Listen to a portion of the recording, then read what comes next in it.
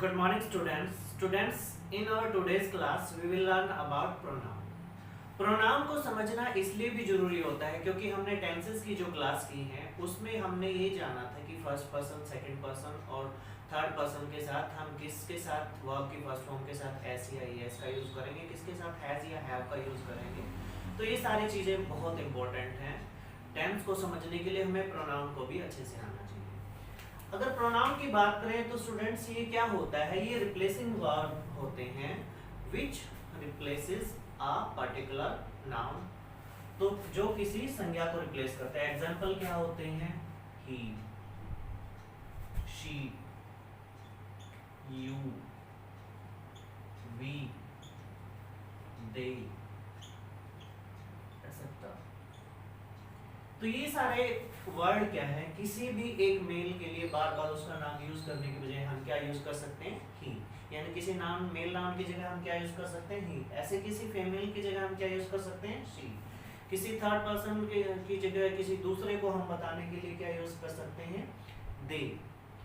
तो ऐसे ही हम क्या यूज कर सकते हैं, एक से ज्यादा है उनको बताने के लिए वी का यूज कर सकते हैं, किसी दूसरे को बताने के लिए, पॉइंट आउट करने के लिए यू का यूज कर सकते हैं। तो ये सारे वर्ड क्या है, ये नाउन को रिप्लेस करते हैं, प्रोनाउन होते हैं। इसको अगर कैटेगराइज करना है तो इसको मतलब सब कैटेगरी होती है इसकी। एक तो फर्स्ट पर्सन,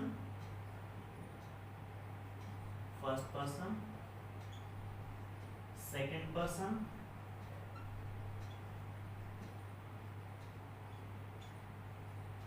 और थर्ड पर्सन के बेस पे हम इसको कैटेगराइज करते हैं।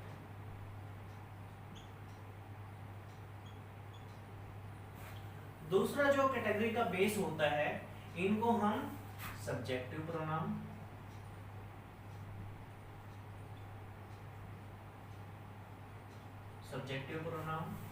दूसरा हमारा ऑब्जेक्टिव प्रोनाउन,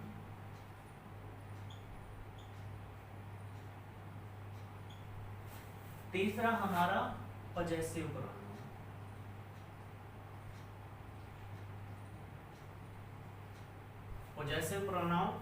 पजेसिव में दो कैटेगरी आ जाएंगी यहाँ पे। एक बनेगा पजेसिव एडजेक्टिव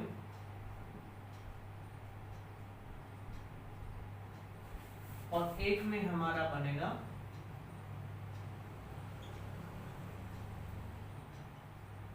पजेसिव प्रोनाउन। और लास्ट में हमारा जो बच जाएगा, ये बन जाएगा रिफ्लेक्सिव प्रोनाउन।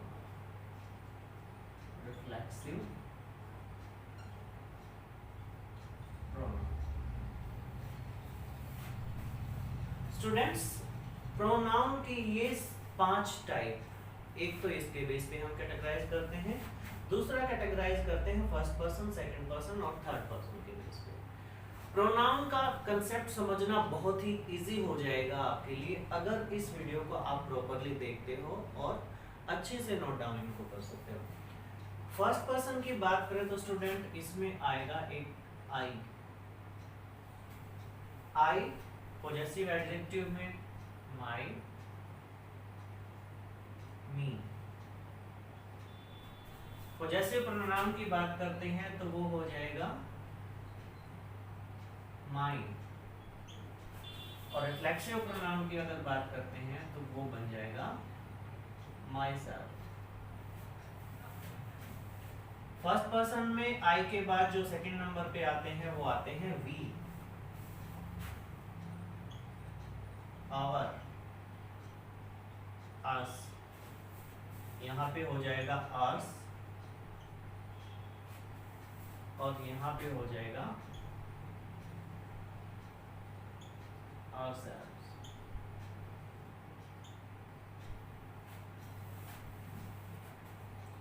सेकंड पर्सन की यहाँ पे अगर बात करते हैं तो सेकंड पर्सन में सिर्फ यू आएगा, ये पॉइंट आपने ध्यान रखना है।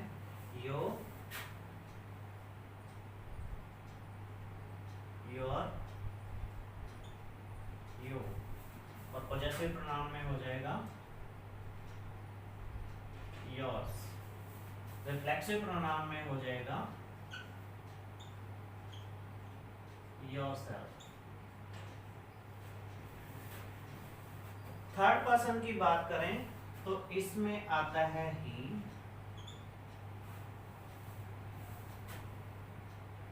यहां पे हो जाएगा पॉजेसिव एडजेक्टिव में आर, सॉरी पॉजेसिव एडजेक्टिव में हो जाएगा हिज, और यहाँ पे हो जाएगा हिम। पॉजेसिव प्रोनाउन में यहाँ पे हिज और यहाँ पे हो जाएगा हिमसेल्फ। थर्ड पर्सन में नेक्स्ट जो आएगा वो आएगा शी, हर, हर, यहाँ पे हो जाएगा हर्स और यहाँ पे हो जाएगा हरसेल्फ।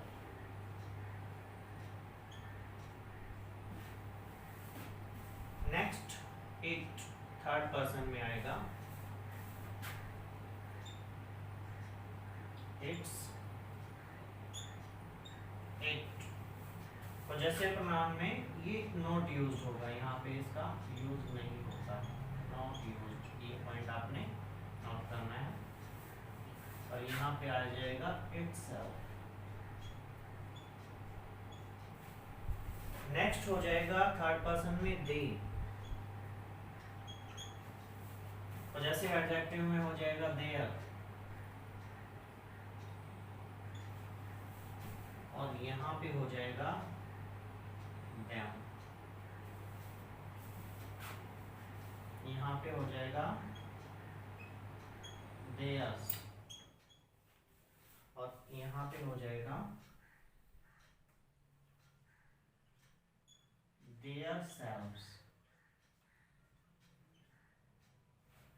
यहाँ पे आ जाएगा हमारा their selves। स्टूडेंट, ये सारे के सारे केस आपको याद रखने बहुत जरूरी है अगर आपने टेंस को अच्छे से समझना है तो। अब आइए इनको नाम देने के पीछे रीजन भी हम पता करते हैं कि इनको हम ये नाम क्यों देते हैं। देखिए, सब्जेक्टिव केस की अगर बात करते हैं तो एक सेंटेंस की अगर बात करते हैं तो तीन मेन स्ट्रक्चर में अगर उसे डिवाइड करना हो तो एक सब्जेक्ट होता है, एक वर्ब होती है, एक ऑब्जेक्ट होता है। तो यहाँ पे जो वर्ड यूज किए गए हैं, यहाँ पे जो प्रोनाउन यूज किए गए हैं, ये सेंटेंस में ज्यादातर मैक्सिमम केसेस में सब्जेक्टिव केस पे यूज होते हैं, सब्जेक्ट के तौर पे यूज होते हैं, तो इसलिए इनको क्या कहा गया, सब्जेक्टिव। ये वाले जो वर्ड हैं, ये वाले जो प्रोनाउन हैं, ये ज्यादातर केसेस में यूज होते हैं ऑब्जेक्ट के केस में, तो इसलिए इनको कहा गया है ऑब्जेक्टिव। पॉजेसिव का मतलब होता है कि अधिकार रखना, कुछ अधिकार रखना। जैसे मैं कहता हूं कि दिस इज माई मार्कर, यह है क्या है, मेरा मार्कर है, तो माई क्या शो करता है, पोजेशन शो करता है कि ये किसके पोजेशन में है, ये मेरी पोजेशन में है। तो माई, आवर, योर, हिज, हर, तो ये सारे क्या हैं, ये पोजेशन शो करते हैं, तो इसलिए इनको कहा गया है पॉजेसिव एडजेक्टिव। पॉजेसिव प्रोनाउन ये हम क्यों यूज किए, देखिए माइन का मतलब होता है माई प्लस में कोई भी चीज। जैसे मैं कहता हूं हुज मार्कर इज दिस, तो मैं इसका आंसर दे सकता हूं माइन, यानी माई मार्कर। ऐसे ही योर्स का मतलब क्या होता है, यू प्लस में नाउन। योर पेन, जैसे मैं कहता हूं यह आपका पेन है, तो मैं क्या कहता हूं, कह सकता हूं इसके लिए yours. Whose pen is this, ये किसका पेन है, तो योर्स। तो यहाँ पे यू प्लस में नाउन, यानी योर पेन, योर पेन। तो इस टाइप में ये क्या शो करते हैं, ये पॉजेसिव प्रोनाउन होते हैं। रिफ्लेक्सिव का मीनिंग क्या होता है, माई सेल्फ। जैसे माई से वर्ड बना है माई सेल्फ, आवर से बना है आवर सेल्फ, यानी स्वयं खुद को रिफ्लेक्ट करते हैं। जैसे I have to do it myself, यानी ये मुझे खुद ही करना है। तो रिफ्लेक्सिव प्रोनाउन ये रिफ्लेक्शन शो करते हैं कि किसको करना है, खुद को करना है, स्वयं का बोध करवाते हैं, हिमसेल्फ, योरसेल्फ, इटसेल्फ। तो ये सारे क्या होते हैं, रिफ्लेक्सिव प्रोनाउन होते हैं। बहुत इंपॉर्टेंट है इसको समझना। और एक हमने जो मास्टर रूल लिया था हमारा इंग्लिश का, फर्स्ट पर्सन कौन कौन से होते हैं, ये फर्स्ट पर्सन है, ये सेकंड पर्सन है, ये थर्ड पर्सन है। तो हमने कहा था कि singular noun singular noun plus में third person, singular noun plus में थर्ड पर्सन, ये दोनों कंडीशन जब सेटिस्फाई होती हैं, ये दोनों कंडीशन यानी सिंगुलर नाउन होता है, ये पहचान आपको देखते ही हो जाएगी, सिंगुलर है या प्लूरल है, एक वचन है या बहुवचन है, और वो थर्ड पर्सन होना चाहिए। तो इन्हीं के साथ हम क्या यूज करेंगे, वर्ब की फर्स्ट फॉर्म के साथ एस या ईएस का यूज करेंगे। इन्हीं के साथ हम क्या यूज करेंगे, डज का यूज करेंगे, और इन्हीं के साथ हम क्या यूज करेंगे, इन्हीं के साथ हमें क्या यूज करना है, हैज का यूज करना है। तो स्टूडेंट ये रूल था, इसको जानने के लिए आपको फर्स्ट पर्सन, सेकंड पर्सन और थर्ड पर्सन का पता होना बहुत जरूरी है, क्योंकि ये कंडीशन आप तभी पता कर पाओगे कि थर्ड पर्सन कौन सा है। सिंगुलर या प्लूरल तो आपको इसलिए पता चल जाएगा। तो प्रोनाउन से रिलेटेड आज का ये हमारा टॉपिक था, ये बहुत इंपॉर्टेंट है टेंस की समझ के लिए और ओवरऑल इंग्लिश में अपना कम्युनिकेशन लेवल बढ़ाने के लिए, और एग्जाम पॉइंट ऑफ व्यू से भी बहुत जरूरी है। अब नेक्स्ट आज की क्लास में हम करते हैं जो 5 सेंटेंस हमने लिखने होते थे, सी से हमें जो स्टार्ट करने होते थे, उनके बारे में ये पता करते हैं। फर्स्ट जो सेंटेंस है हमारा वो है काम, CALM, CALM। काम का मतलब होता है शांत।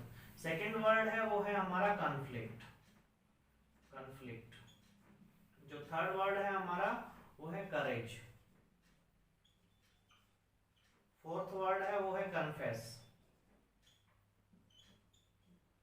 और फिफ्थ वर्ड है वो है हमारा कॉन्कर। काम का मीनिंग देखिए क्या होता है, काम का मीनिंग होता है शांति, यानी क्वाइट आप उसके लिए यूज कर सकते हो, और उसके लिए आप ट्रैंक्विल यूज कर सकते हो, ट्रैंक्विल।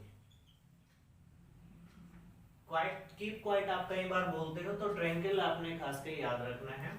कॉन्फ्लिक्ट का मतलब होता है झगड़ा, कॉन्फ्लिक्ट का मतलब क्या होता है, झगड़ा, अपोज करना, किसी का विरोध करना भी आप उसको कह सकते हो, और उसको क्लैश भी आप बोल सकते हो, या उसको आप डिफर भी कह सकते हो, उसको आप डिफर भी कह सकते हो। करेज की मतलब अगर बात करते हैं तो करेज का मतलब होता है साहस करना किसी चीज को, तो वैलोर, करेज का मीनिंग क्या होता है, वैलोर भी आप कह सकते हो, या ब्रेवरी भी बोल सकते हो, वैलोर या ब्रेवरी। कन्फेस का मतलब क्या होता है कि किसी चीज पे एडमिट करना, सहमति देना, एडमिट करना, आई एडमिट माई मिस्टेक, मैं अपनी गलती स्वीकार करता हूं, तो एडमिट करना या एक्नॉलेज करना किसी चीज को।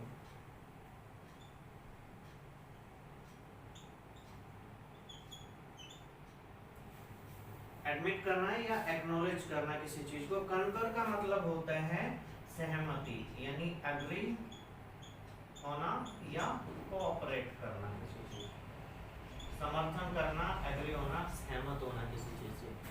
सो स्टूडेंट ये हमारे 5 नए वर्ड थे जो हमने आज सीखे हैं, ये आपने अपनी नोटबुक में अच्छे से नोट डाउन करने हैं और अच्छे से इनकी प्रैक्टिस करनी है। प्रोनाउन से रिलेटेड सेंटेंस बना के आप देखिएगा और इन सब को यूज करके अपने प्रैक्टिस अच्छे से कीजिएगा। Wish you all the best, stay safe, stay at home, keep learning with us.